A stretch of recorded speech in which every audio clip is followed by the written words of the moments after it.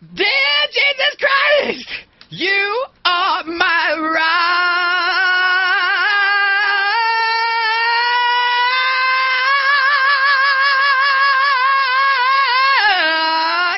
and my salvation. Amen. Hey guys, it's Doc Future. We're back. Mystic Caves, Act 5. I'm ready to go, man. It's been a while, but finally got some time to get these finished. A lot of people say this level was a loose allegory for the 1992 Gulf War, but I'll let y'all decide. Gonna go back to Sonic here. He's the best, of course.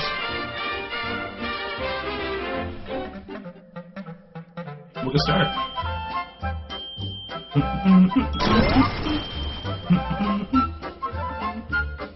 Get a little oily.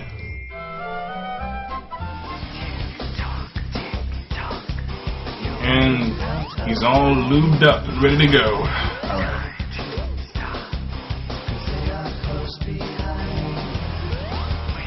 Pretty rockin' remix, I'm digging it.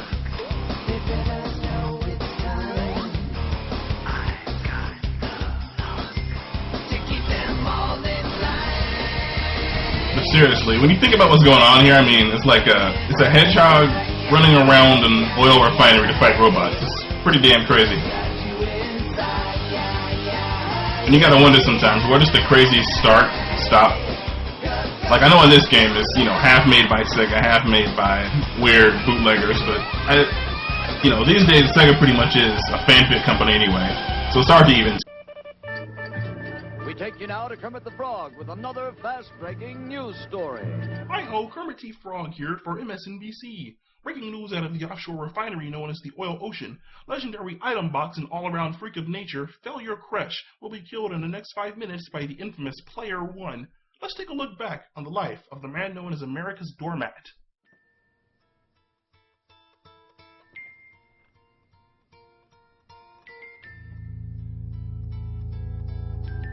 On a warm summer night in 1972, Dr. Jebediah Crash and his young wife, Margaret, gave birth to a most unusual baby boy. His head was a television monitor, with the image of a single golden ring in the center. He was born with a condition called cranioboxal-headatitis, also known as cube head syndrome. The late 20th century saw a staggering increase in the amount of time the average American spent in front of monitors. TVs, computers, ATM machines.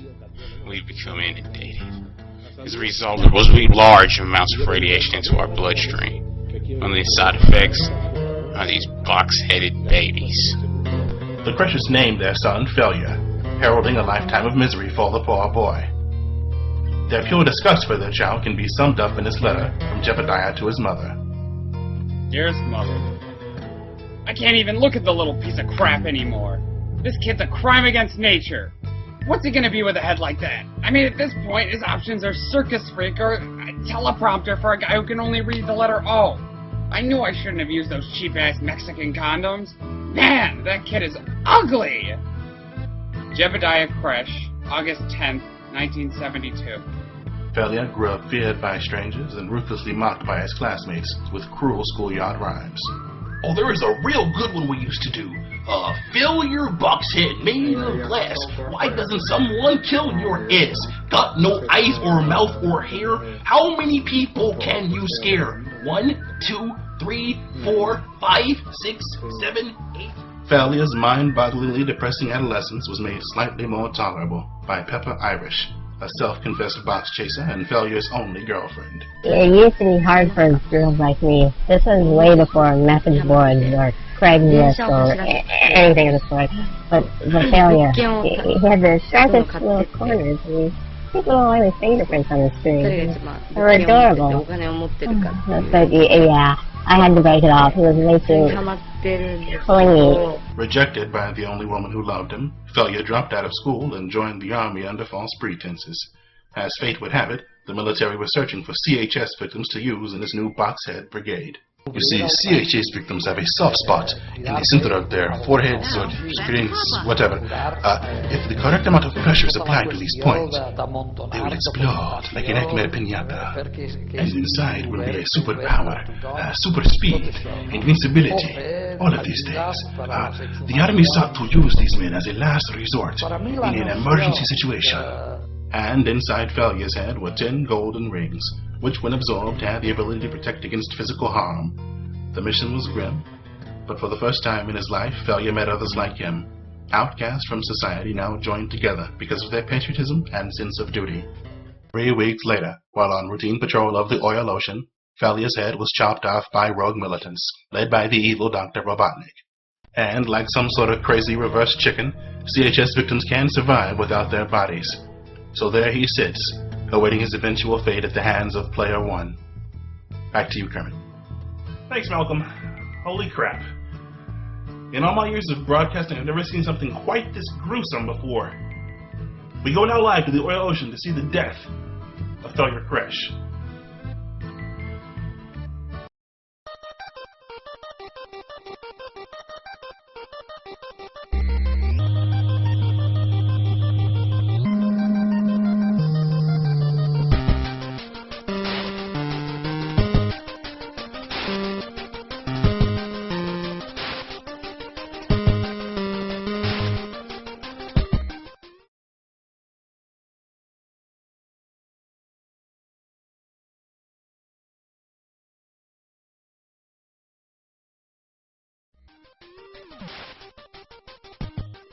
Alright, another one up. I'm psyched.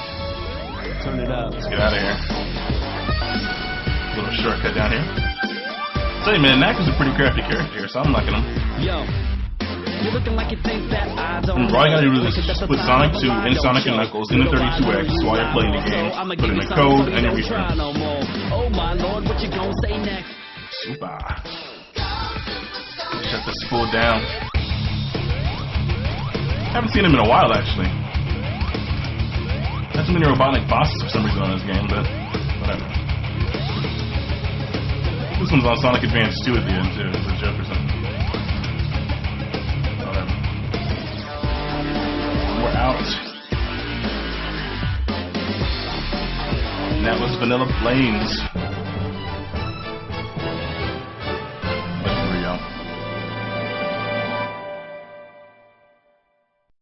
We unlocked Mikhail Gorbachev, former Soviet president. And that's it. Coming up next is Metropolis. We're all through. Have a good day.